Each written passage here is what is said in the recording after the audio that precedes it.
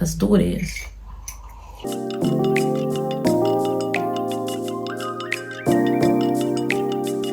This is an important video. I'm not saying I can cure depression, but I know the steps that I'm about to tell you are going to help you fight against depressive thoughts or even depressive states of mind that sometimes you can get into, and they usually last for quite a while. We all kind of encounter really bad points in our life. Everybody has it difficult at some points, and sometimes it's more difficult for others. Some people have developed really good patterns and emotional awareness from when they were younger to be able to help them throughout life maintain and develop really good habits to get them out of depressive states. Some people haven't. Some people do find it really difficult to support themselves. Sometimes these depressive thoughts last for a day, sometimes they last for an hour, sometimes they last for months, and I can speak from personal experience how difficult it has been for me to get out of what my mind has kind of created, the world that my mind has kind of created for me, and what I would think is my reality, and it's my universe that I've kind of built. Mainly they were self-inflicted thoughts that I would build an image with in my head and use that against the world. I'd be very, very defensive. I found myself kind of having a guard up all the time, ready to fight and battle against anyone that would come across in my pathway. It was a difficult state of mind to be in. It wasn't easy and I wasn't happy, even though I'd have periods of happiness and I'd have periods where I was enjoying my life, but generally overall I'd always have that second guess, when in reality people aren't that aware about what we're doing. I might get into that a bit more in another video. Today's video is about building good habits and good thought processes to help enable us to see the good in life, get a better relationship with yourself first and foremost, help you identify and fight against these thoughts that can come into your mind when you are in your lowest state. So there's a short answer and there's a long answer to this ultimately. Practicing gratitude every day is key towards finding and seeking happiness rather than looking for the bad things in your life that you might come across. By reprogramming your reflex thoughts and looking for the good things in your life, you're more likely to aim towards finding these good things and fixing what you can change rather than what you can't change. Focusing on things that are within your power, break free of depressive thoughts that you've become accustomed to over the years. And when I say that, I mean things that are just instantaneous to you. When you wake up, you're like, oh no, my phone's out of battery and I need to get to work, and that's just a bad thing for me. I can't find the right clothes to wear today. That's it, my day's over, I need to go to sleep. Like, when you allow small things to become such a big significant part in your life, you end up using that as the main guideline for the rest of your day. Whereas when you start to be like, okay, can't find what I'm wearing right now, fair enough, get over it, it's really not that deep, people aren't really watching what I'm wearing anyway. Small things like that, like better habits that you're able to maintain, and better thought processes that you're able to maintain within your mind to help you get to a better stage or the next step of your day. So by all means, the long answer. Firstly, I would literally advise every single morning, if you are going through a depressive state of mind right now, every morning, wake up. Before you brush your teeth, before you wash your face, before you do anything, wake up and write 5 things, just five things down that you are grateful for about your life. If you can't do 5 things, focus on 1. If you can find 1, then you can find 2. And if you can find 2, you can find 3, and so on. You can do it, find something, whether that's being the way your eyes look, whether it is the way you walk, the way you dress, the way you cook food, the way you make your bed in the morning. It could be literally anything that you are grateful for in your life right now. Find 5 things every single morning that you are grateful for and write them down. Put a notepad by your desk, by your bed, by whatever it is that you know you will see. Write it down on your mirror as you're brushing your teeth, whatever it is. 5 things every single day. If we were to talk about it in a neurological point of view, our pathways become stronger the more we do things. So when you're thinking about something every single day, your brain is looking for ways to make the process quicker. It's looking for ways to speed it up. If you're very accustomed to looking at the bad things that happen in your life, your brain is going to look for quicker ways to find that. everything inside your brain is trying to make it as effective and efficient as possible so that you're able to get there quicker. When you see something bad happening, you're more likely to jump to this is the worst thing ever in the world, because that's what your brain has been programmed to be looking out for.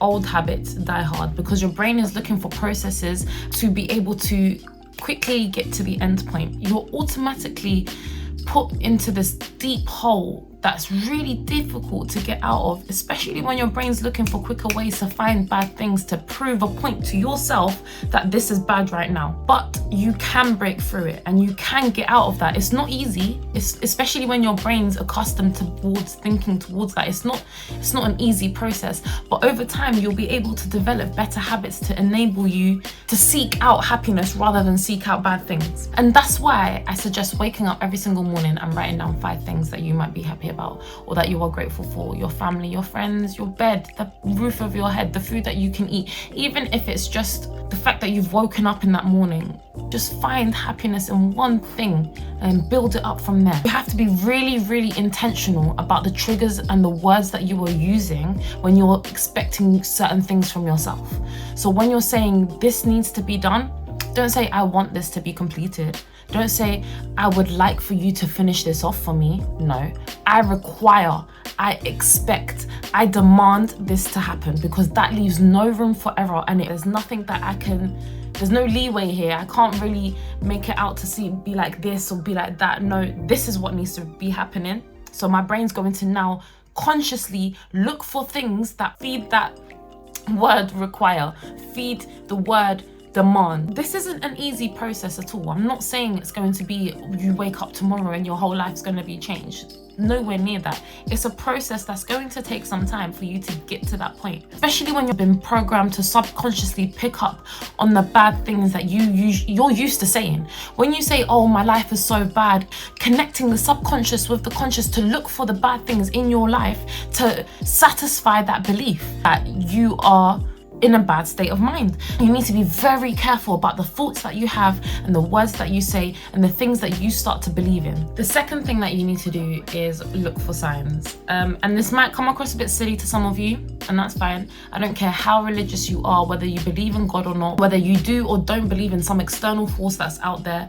Find signs within your universe that you have allowed to be there. You could be the most God-fearing human being out there, or you could be the most blocked off person who doesn't believe in any external forces whatsoever. Regardless of which type of person that you are, you need to bring back the power in your life, in your universe that is surrounded by you. Your world and the universe that you're in is giving you signs, whether you're doing good things or not, whether you're practicing good things or not for yourself.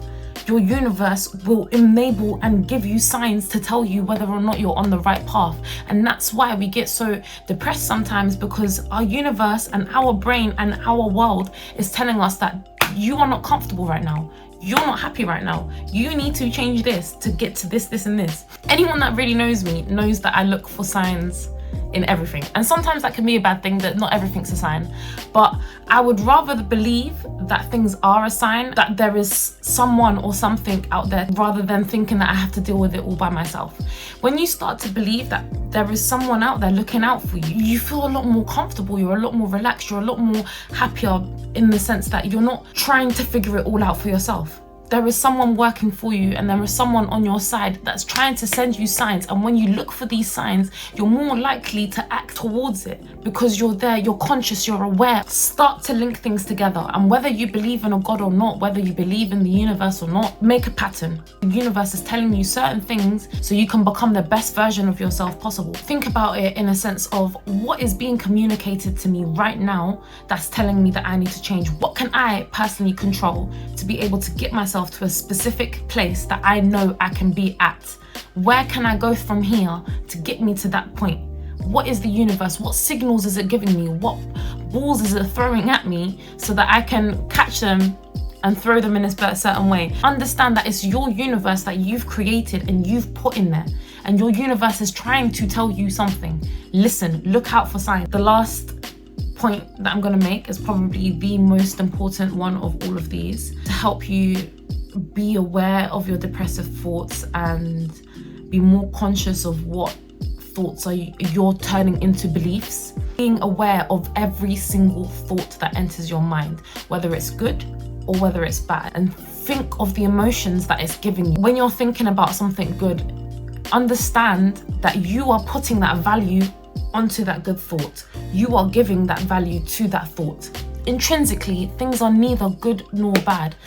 We only add value to things because we've been socially developed into thinking that things are good and things are bad. Things are just thoughts, ideas which you add value to at the end of the day. You categorize them into boxes that you believe or you have been socially taught to believe are good or bad. When you begin to understand that things aren't really good, and you start to take criticism a lot better, way better than what you're currently taking it at right now. And it's so similar on the flip side as well, in the sense that when people compliment you, you're not really adding value to that compliment. It's just an opinion that someone said. You can't just take it in such a way where it's like, oh my God, this person thought this of me. That must mean that I'm doing something right and I need to continue on this path. If you're that able to be pushed and swayed by someone's compliments, similarly, you're still able to be pushed and swayed by someone's criticisms. And rather than taking their criticism and thinking, okay, this is what I need to change right now, and this is what I need to develop to be able to be better at this, you're taking it in a way where it's like, this person thinks this of me. I need to stop what I'm doing right now, because if I continue this, then they're going to keep thinking this bad thing of me. So when you remove the value that people place on you through their opinions, then you're very much less likely to be swayed and act with a behavior to fulfill their approval. If you're a person who really heavily relies on other people's opinions and they congratulate you and say, well done, you're going to the gym, amazing. You start to think of it as like, oh wow, okay, I'm doing something good right now and I need to fulfill their approval. So I need to continue doing this action so that they can keep thinking good things about me, rather than actually doing it for yourself. And that's fine if someone's giving you compliments, but the same works on the other side too. So when you're taking compliments really heavily and you're relying on what people are telling you, you're going to take the criticism the same way too. Rather than thinking about their criticism and thinking, okay, is their opinion actually valid? Am I actually doing something wrong? You're attaching so much value to their opinion in the sense that you're going to behave in how they want you to behave. If they say to you, oh, you're a woman who's going to the gym lifting weights, do you not know you're going to be manly? And you take this in and you allow it to become a part of your belief. You will act in how they want you to act, and you allow them, their incoming beliefs, to impact your future and influence your behaviors. So when you remove all value from them, you're only acting upon yourself and what you want to do. So understand that things are neither good nor bad. There is no value in other people's opinions. Remove any emotion whatsoever from what other people tell you and what other people give you. Only you know what you can do for yourself. Only you know how you can help yourself in the future. Only you know how you can improve your current mindset and what you want to do.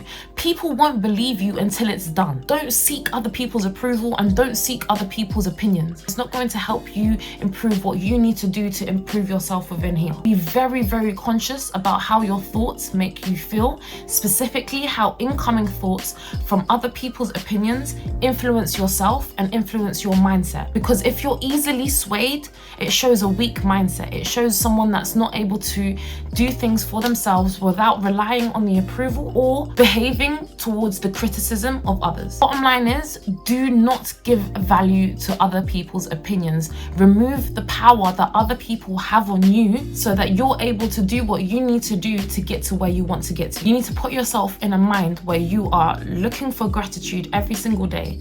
Find things that you are grateful for, because you are more privileged than what you think you would be. Secondly, look for signs from the universe. Your universe and your world is giving you signs to tell you whether you're in a good place or not. Telling you where you need to be right now. Giving you signs. You just need to find these signs and understand that you can control the things that are in your power, and things that you can't control, let it go. It is not worth holding on to. Let it go. Thirdly, Most importantly, remove all power from people's opinions. You're the only one who knows how to get yourself to the point where you need to get to without seeking approval from others. That way, you're able to take criticism a lot better, looking how to improve yourself rather than letting it degrade you. People have no power in your life. They can only advise you, and you can either take on that advice or know that you are better than what they are telling you and act accordingly. So I'm gonna leave it there for today. But thank you so much for watching. If you've made it this far, I really do appreciate it. Please do like, comment, share, subscribe. I hope you have a lovely day. Bye.